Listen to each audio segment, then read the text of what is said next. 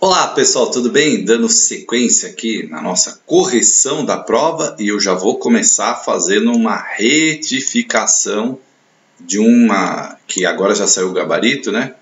E eu fiz lá uma parte e teve uma questão que realmente a banca deu o gabarito letra A, eu tinha dado letra D, mas de fato é letra A. Eu fui consultar a lei, né? E aí, né? Olha aqui, ó. Essa aqui, realmente, quando fala em correção, realmente é letra A, né? Por um detalhe na lei, né? Eu foquei aqui na D, porque eu achei que tinha que ter aqui a questão da pós-graduação, da educação especial, mas a lei realmente no artigo 8 não traz isso, e aí a incorreção realmente está na letra A, portanto, né? É gabarito letra A. No primeiro vídeo eu falei gabarito letra D, aqui é letra A, tá? É sempre a letra da lei, gente. Embora a gente saiba que educação especial precisa ter lá a pós, né? Tá na lei, é aquilo que eu falo. Aí não cabe, tem uma incorreção realmente aqui na redação, não de uma supressão de texto, na verdade, aí, né? Então é realmente aqui a letra acaba sendo aí a letra A. Mesmo gabarito, tá? Então a gente parou, né, vamos dar sequência aqui às nossa correção da segunda parte, né? Já saiu o gabarito. A gente tinha parado na letra 32, né, se eu não me engano, isso mesmo, 32, e a gente vai comentar. A prova que foi, né, que eu falei, que foi difícil. Eu fiz essas provas, né, fiz de supervisor, até que tive um resultado muito bom de supervisor, mas acho que não dá para ficar entre as 3 primeiras vagas, né? Fiz 80% da prova e eu acho que o orientador é que tem mais chance porque acabou, as notas parece que foram um pouco menores. Mas vamos ver, né? Vamos aguardar aí os resultados, porque tem título, essas coisas todas. Bom, essa aqui foi uma das questões que eu errei, né, entre as implicações positivas da organização por ciclos ou a progressão continuada, Maynardes, a organização da escolaridade em ciclos, e aí é sempre ainda um desafio para o sistema de ensino, ressalta. É aquilo, esse é um texto, por exemplo, que eu não li, né, então, quando a gente não lê um texto, a possibilidade da gente errar é grande, né? E aqui ele fala, cria necessidade de repensar o sentido da escola, das práticas avaliativas, dos conteúdos curriculares, do trabalho pedagógico e da própria organização escolar, garante aos alunos maior permanência na escola, elevando assim as médias de escolaridade em termos de ano de estudo, corrige a defasagem de idade série, diminui a exigência de destinação de recursos para educação, né? Essa 4 com certeza está errada, mas o gabarito da banca foi 2 afirmativas apenas, né? E aí, claro, precisaria olhar lá no texto qual que é a outra, né? Eu achei que era 3 afirmativas, né?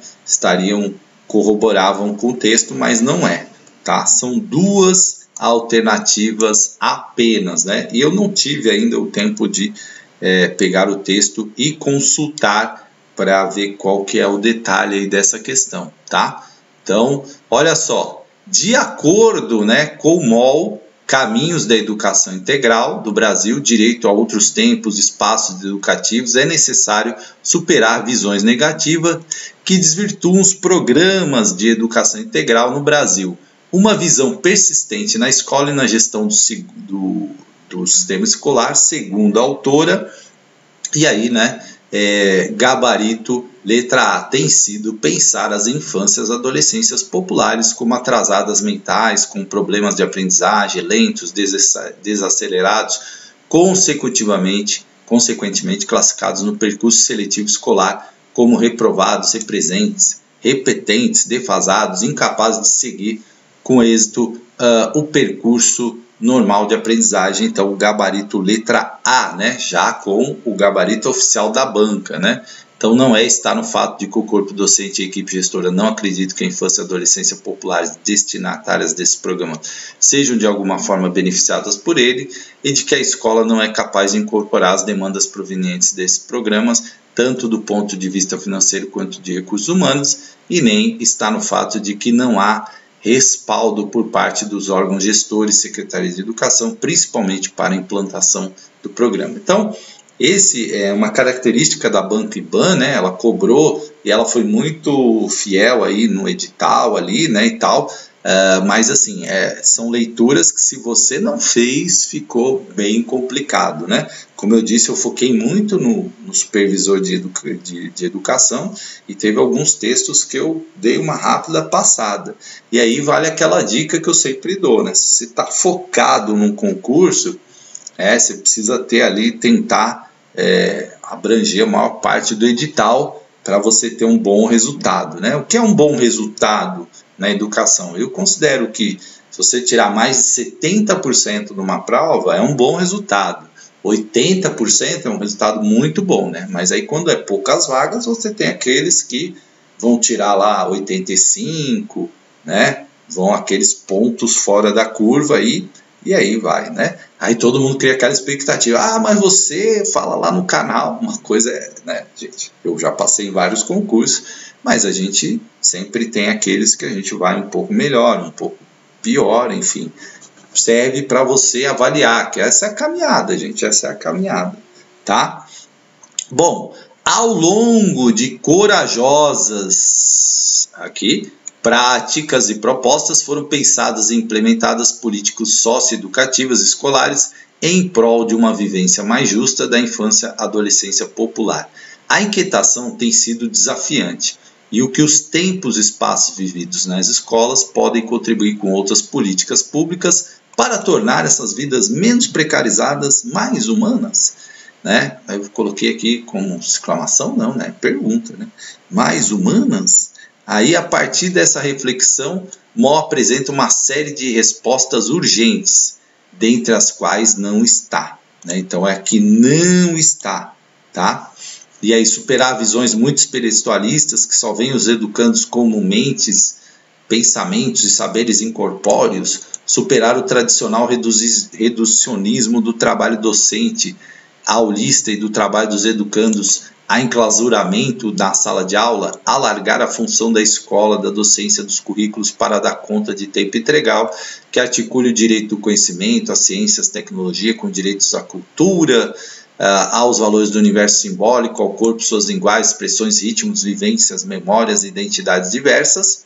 E aí lembrando, né, é o que não está no texto. Então, essas três aqui estão no texto. O que não está no texto é reconhecer que se trata de acidentes pessoais ou familiares de alguns alunos e, portanto, não devem ser reconhecidas como vítimas ou oprimidos pelo sistema. Isso realmente não está lá no texto da Jaqueline Moll, né? E aí a gente percebe uma característica da banca, colocar afirmações do texto e cobrar dos candidatos, né, essas afirmações. Tá? Essas afirmações. E aí, né, por isso que eu falo que o estilo da Banco IBAN, ela cobra muito isso. Então, se você não lê o texto, fica muito difícil você responder, tá? Então, olha só, leia atentamente as definições seguintes. É o processo que envolve a atuação concreta dos educadores no cotidiano de seu trabalho pedagógico, envolvendo todas as suas ações e situações, o tempo todo envolvendo a permanente interação entre os educadores e os próprios educandos. E é o processo de tomada de decisões sobre a dinâmica da ação escolar, é a previsão sistemática, a palavra previsão aqui também deu uma ajuda, né? Ordenada, previsão sistemática e ordenada de toda a vida escolar do aluno, é instrumento que orienta a educação como processo dinâmico, integrando todos os elementos que interagem para a consecução dos objetivos, tanto do aluno como os da escola. E aí as definições acima apresentadas na obra Planejamento Dialógico, como construir o projeto político-pedagógico da escola, refere-se respectivamente ao planejamento de ensino e planejamento curricular, ao planejamento curricular e planejamento de ensino, ao planejamento educacional e planejamento escolar, ao planejamento curricular e planejamento educacional. Essa foi uma questão que eu perdi um pouquinho de tempo e fiquei ali lendo, né, observando, fiquei ao processo e tal, falei, nossa, isso aqui concreta dos educadores. Eu falei, isso aqui é planejamento de ensino, tá? Então, às vezes, quando você está ali na prova, né, a gente, claro, por isso que eu falo, pessoal, gravar um vídeo é muito mais fácil do que fazer prova, né, gente? Aqui a gente está com os recursos, aqui, né, os materiais na mão. Na hora da prova, você está ali sozinho, né? Porque às vezes cansa um pouco. E aí você tem que ir. Mas essa questão deu algumas dicas, né? Atuação concreta, né? Envolvendo todas as ações o tempo todo. Então, se for planejamento de ensino. Aí aqui, ó, planejamento curricular. É a dinâmica, né? Tomada de decisões, é a previsão sistemática e ordenada, né? Então, ordenada. Aí a gente chega aqui na letra A, tá? Estou comentando isso porque é uma prova que eu fiz, então o que eu senti, né, eu estou tentando passar para vocês, porque é o que a gente vive na prova. Isso é importante, tá? Prova é sempre um aprendizado, né? Então, 37, Mantuan, né, ao discorrer sobre a preparação do professor inclusivo, Mantuan questiona por que os professores reagem inicialmente à formação e serviço aos meus moldes de trabalho? Para esse questionamento, levanta algumas hipóteses, dentre as quais não está, né? Então, isso está muito claro lá no texto, né? O que a Mantuan fala. Então, é mais uma questão que você precisava ali ter lido o texto da Mantuan, ter uma ideia assim, do que ela escreve, né? Então, por ter internalizado o papel de praticantes, os professores esperam que os formadores ensinem a trabalhar na prática com turmas de alunos heterogêneas, a partir de aulas, manuais, regras transmitidas e conduzidas por formadores do mesmo modo que ensinam na sala de aula, né? Então, não, isso aí a Mantuan fala, né? Essa é uma expectativa que os professores criam, a formação, né? Vai ter alguma coisa aí que vai solucionar a nossa vida, né? Acreditam que os conhecimentos que lhe faltam para ensinar alunos com deficiência ou dificuldade de aprender refere-se primordialmente à conceituação, à etiologia, os prognósticos das deficiências e dos problemas de aprendizagem, que precisam conhecer e saber aplicar métodos e técnicas específicas para a aprendizagem escolar. Isso também está lá no livro da Mantuan, e querem obter o mais rápido possível conhecimentos que resolvam os problemas pontuais a partir de regras gerais. Também está no livro da Mantuan. E o que não está? Além da lacuna existente na formação dos professores, normalmente formados em pedagogia e não em educação especial, há uma predisposição em não aceitar a inclusão. É letra B o gabarito, né? Então, não está, tá? Então, a banca abusou do não está aqui, né? Ele usou vários, incorreção, exceto, não está. Então, 37, gabarito letra B. Aqui, né, Edgar Morin, isso eu tinha que acertar, né? Gravei vídeo, se eu não acertasse essa. Analisa as afirmativas seguintes, considerando que dispõe Edgar Morin, 7 saberes necessários à educação, quando trata dos princípios do conhecimento pertinente. 1. Existe um problema capital sempre ignorado, que é o da necessidade de promover o conhecimento, capaz de aprender problemas globais e fundamentais, para neles inserir os conhecimentos parciais e globais e locais. A supremacia do conhecimento fragmentado, de acordo com as disciplinas, impede frequentemente que se opere o vínculo entre as partes e a totalidade, que deve ser substituída por um modo de conhecimento capaz de aprender o seu objeto com seu contexto, sua complexidade e seu conjunto. E é preciso ensinar os métodos que permitem estabelecer as relações mútuas e as influências recíprocas entre as partes e o todo em um mundo complexo. Isso aqui, né, é a ideia do Edgar Morin. Todos os itens aqui conferem aí a ideia do Edgar Morin. Portanto, gabarito letra D de dado, tá? Letra D de dado. Então aqui sim. E isso aqui, tipo de questão importante para você criar aquele caderno resumo que eu falo para vocês, né? Eu tenho o meu, a da Mantuan também, exclui a B, né? Mas as outras ideias estão no livro da Mantuan. E aí você vai acumulando conhecimento. Aqui é gabarito letra D de dado, tá? A número 38.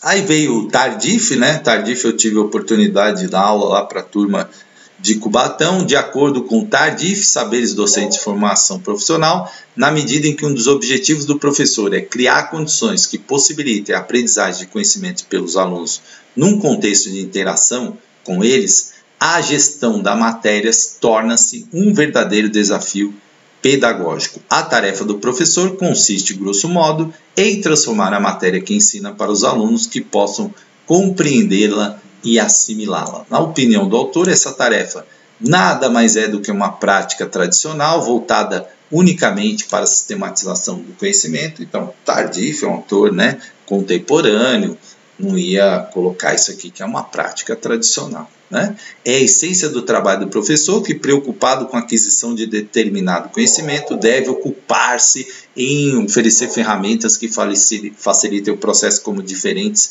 materiais, gráficos, livros, cartazes e revistas. Também não. Tem caracterizado as pedagogias tradicionais? Não, né? E aí é essencialmente pedagógica, considerando que ela submete o conhecimento à atividade de aprendizagem no intuito de produzir um resultado no outro. É exatamente o que o Tardif coloca lá no seu livro Saberes e Docentes e Formação Profissional. Então, a 39, letra D, de dado, né? Aqui mais um livro que eu não consegui dar conta dele aí, até porque, como eu falei, eu foquei lá no supervisor, né? Mas olha só, um livro que caiu para orientação, né? As autoras do documento, né, Violência nas Escolas, referenciam vários pesquisadores do tema, entre eles Charlotte, né, acho que segundo ela amplia o conceito de violência escolar. Para Charlotte, a principal ameaça ao sistema escolar é a violência física, a violência simbólica ou institucional, compreendida como a falta de sentido de permanecer na escola por tantos anos, as incivilidades, humilhações, palavra grosseira, falta de respeito e a violência das relações de poder entre professores e alunos. Aqui, banca deu o gabarito letra C, né? As incivilidades, humilhações, palavras grosseiras e falta de respeito, né? 40, letra C, de casa, né? De Cubatão.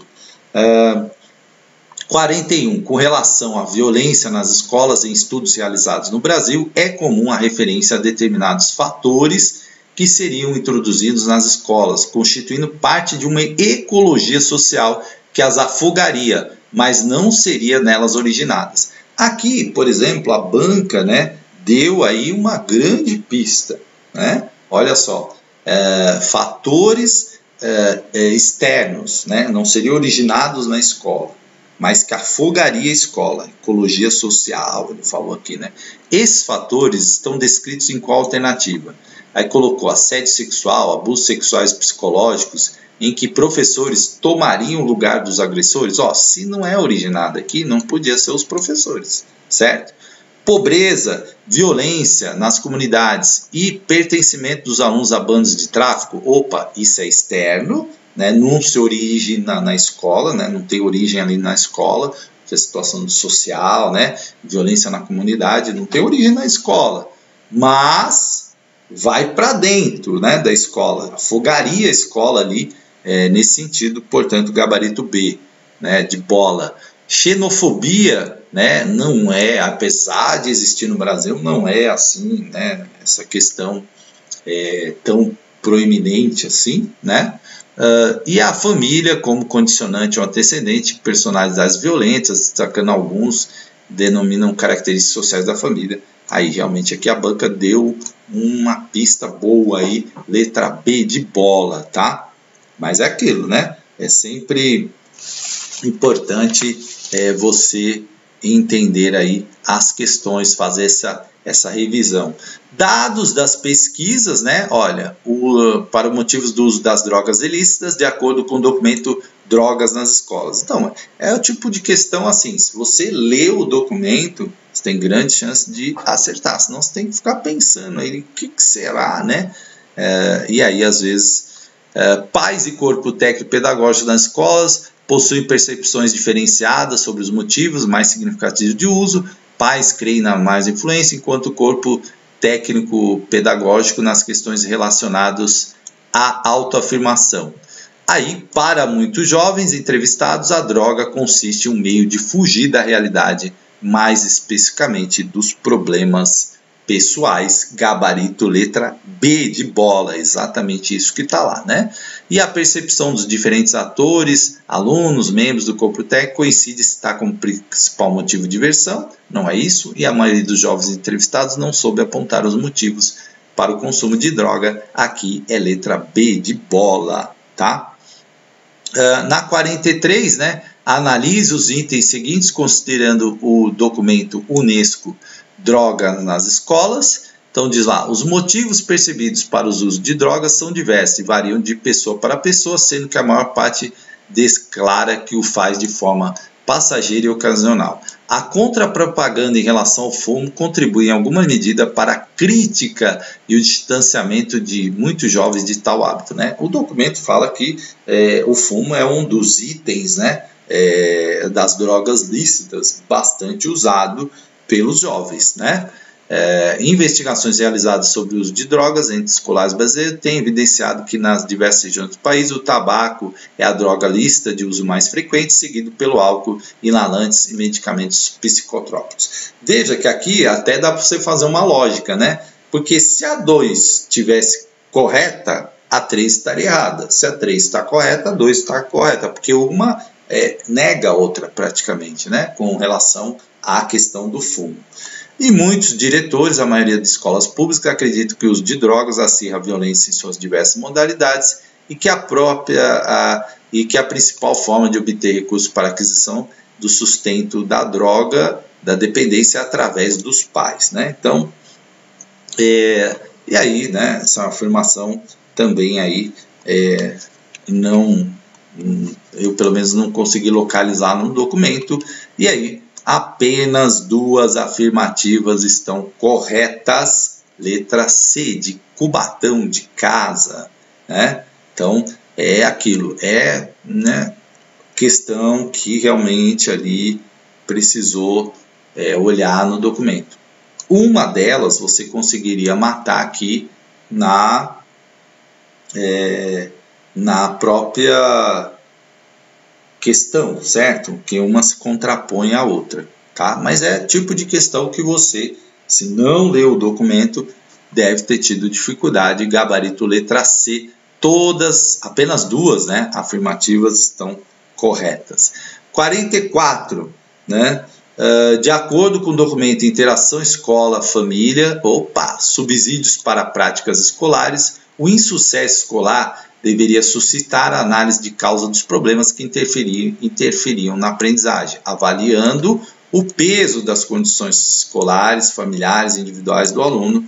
O que se constata é que, em vez disso, o comportamento mais comum diante do fracasso escolar é a atribuição de culpas, que geralmente provoca o afastamento mútuo entre professores, pais e alunos, né? E sobre essa temática, os autores do referido documento concluem, né? O que tem nesse documento aí? Que nesse jogo de busca de culpados, a simetria de poder entre profissionais da educação e familiares costuma pesar a favor dos educadores, principalmente quando temos de um lado os detentores de um saber técnico e de outros sujeitos de uma cultura iletrada. O papel dos educadores deveria ser de respeitar as escolhas das famílias e não invadir áreas que são exclusivamente dos pais.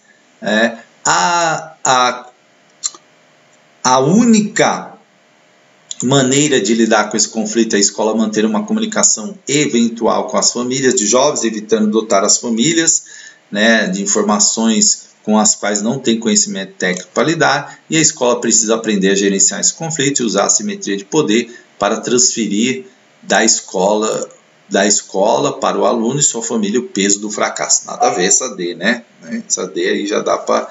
Aqui, ó, falou também exclusiva dos pais, nada a ver, né? A única maneira, né? Que aí cai naquela regra que eu falo, né? Restringiu muito, e aqui é realmente letra A, tá lá no texto, né? Essa questão do documento falar que, né, os profissionais da educação, eles têm ali o peso de ser educador, né? De ter todo um saber e tal, e aí gabarito letra A. Está lá no texto isso também. 45.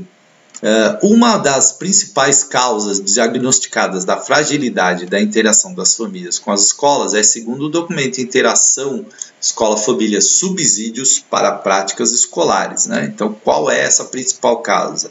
Que os encontros coletivos com a família são ineficazes, a solução seria realizar contato individual e sistemático com todas as famílias. Não, né? Pais e educadores têm objetivos distintos no que se refere à educação de jovens. A ação educativa dos pais não é a mesma que a fornecida pela escola, também não é isso que está lá diagnosticado. E as famílias, principalmente dos jovens indisciplinados, não compreendem a linguagem da escola e tampouco reconhecem o esforço da equipe pedagógica em resolver essa questão, também não é isso. E aí aqui sim, gabarito, que a maioria dos usuários do ensino público não tem a cultura de exigir educação de qualidade para os seus filhos. É isso que está diagnosticado lá, letra D de dado, tá?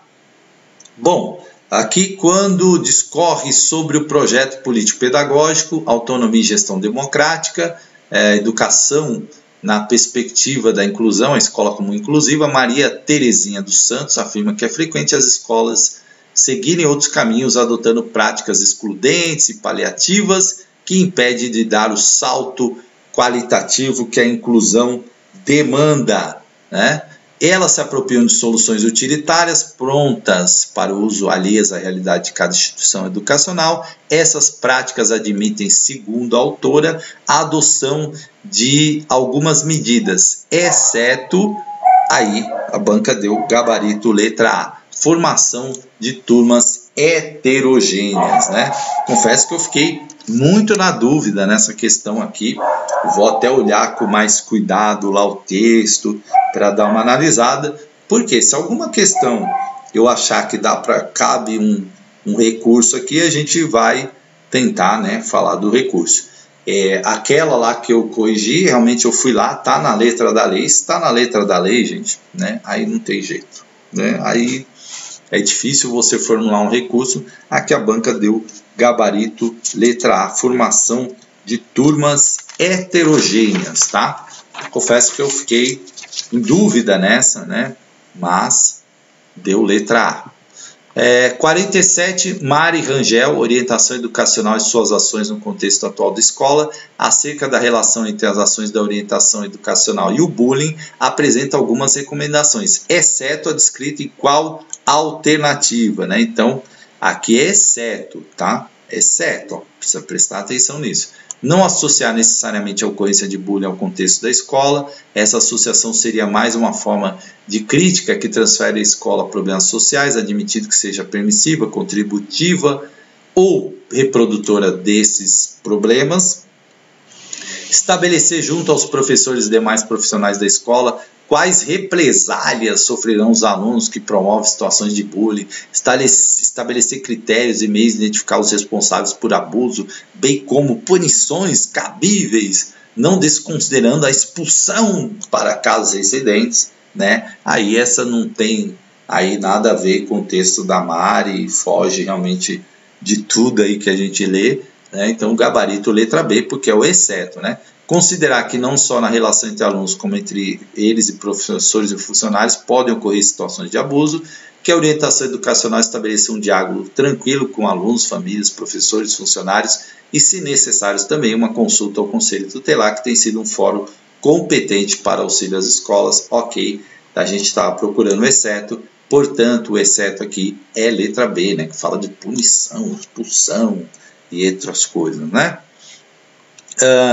Segundo Mari Rangel, né, entre as propostas e medidas preventivas possíveis de serem adotadas pela equipe diretiva, pela coordenação pedagógica e pela orientação educacional com relação ao bullying, encontra-se a criação de um grupo, comitê ou comissão no intuito de constituir uma instância que receba e investigue as queixas e denúncias e adote medidas como se seguem, exceto,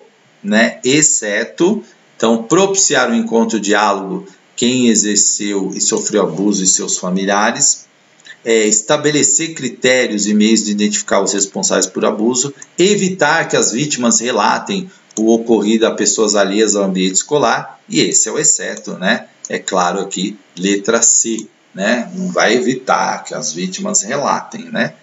Não, é importante que elas relatem até para saber dos abusos. E prover o acompanhamento e aconselhamento das pessoas envolvidas, portanto, gabarito letra C na 48.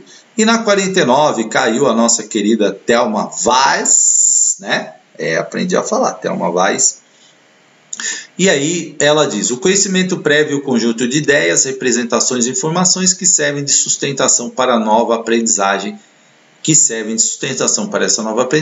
tem necessariamente uma relação direta com o conteúdo a que se ensinar, né?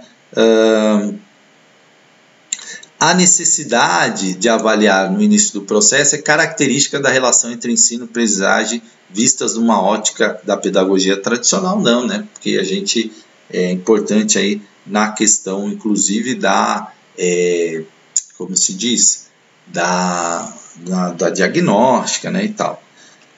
Quando o professor pensa que ensino e aprendizagem são as duas faces de um mesmo processo, faz sentido acreditar que ao final dele só existam duas alternativas: o aluno aprendeu ou não aprendeu, e é exatamente esse o gabarito aí da questão letra C de casa, né? Em uma ótica não construtivista, a informação que o aluno recebeu anteriormente como ensino não define o conhecimento prévio, porque esse constitui toda a bagagem de saberes que o aluno tem oriundos de diferentes fontes e que são pertinentes à nova aprendizagem. Aqui, né, aí o pensamento de Thelma Vaz na letra C. E avaliar a aprendizagem do aluno, segundo a Thelma Vaz, aí a letra A, também avaliar a intervenção do professor, o ato de registrar em uma ficha individual as dificuldades do aluno para obter ao final do ano processo um relatório, né, que servirá de base para o professor do ano subsequente. Uma forma de obter registros que serão utilizados para classificar o aluno, né, ao final de um bimestre. Aí esses autores contemporâneos, né, não têm essa ideia da classificação e tal. Utilizar os instrumentos capazes de classificar os alunos, de novo aqui, né, e agrupá-los de acordo com o seu grau de envolvimento. Não, é também avaliar a intervenção do professor, letra A, né? Então vocês viram que foi uma prova, não vou comentar aqui, obviamente, língua portuguesa, né? Para quem ainda não acessou, o gabarito está no Diário Oficial de Cubatão, né? Então você pode acessar lá, porque primeiro saiu no Diário Oficial, depois saiu, né, lá no... Então tem lá o gabarito, tá? Aqui, todo o gabarito, orientador educacional, olha lá, tá vendo? Bonitinho lá, com as de português também. Acho que está na tela aí de vocês. Se você quiser, está na tela aí também. Você pode dar um print, né? Coordenador pedagógico aqui, em seguida também. Aí veio o supervisor de ensino, né? Então saiu o gabarito. Eu quis passar para vocês porque foi uma prova que eu fiz. E muita gente fala assim: ah, mas você vai passar em primeiro lugar, né? As pessoas esquecem que tem língua portuguesa, né? Tem matérias que textos que a gente também não lê, e isso prova o seguinte, gente, que você precisa, né, de se apropriar das principais ideias. Isso te garante um desempenho bom. Fiquei feliz porque tive ali um desempenho que eu gosto, né, que a média ali acima de 70%, acima de 80%, são os patamares que eu acho que são bons, né? Mas, né, sempre a gente precisa estudar, e a gente identifica o que a gente precisa melhorar. Por exemplo, eu tenho uma dificuldade com pronomes oblíquos, né? Então preciso estudar isso, porque eu sei que isso faz a diferença, né? Um texto ou outro que você deixou de ler, você viu como a Bank-Ban, ela busca lá a ideia do texto, não é só o pensamento do autor. Muitas vezes ela puxa o pensamento do autor, mas ela puxa as frases que estão no livro e tal. Então é preciso, muitas vezes, essa identificação. É uma banca que tem essa característica, diferente de VUNESP, diferente de outras bancas. Vocês viram no ECA, foi buscar lá uma coisa específica de penas, né? Que é um tema que às vezes na educação a gente não observa muito. Na Lei 22 buscou uma letra da lei lá que cria realmente uma dúvida, né? Eu, por exemplo, falei, não, mas para educação especial precisa ter especialização. Na minha cabeça, mas quando eu fui olhar na letra da lei, realmente não está escrito lá, então não tem jeito, né? Embora na prática a gente saiba que precisa da especialização. Tá bom? Grande abraço, espero ter ajudado vocês com essa experiência. Importante, nunca desanime, tá? Ó, não deu, vida que segue, né? Você continua lá estudando, se aperfeiçoando. Não pode desanimar, gente. Você falar, eu quero muito passar, lógico que eu quero, é minha terra, né? Mas se não der, amém. Agradecer por esse aprendizado, né? E a gente está sempre aprendendo, tá bom? Grande abraço e até a próxima.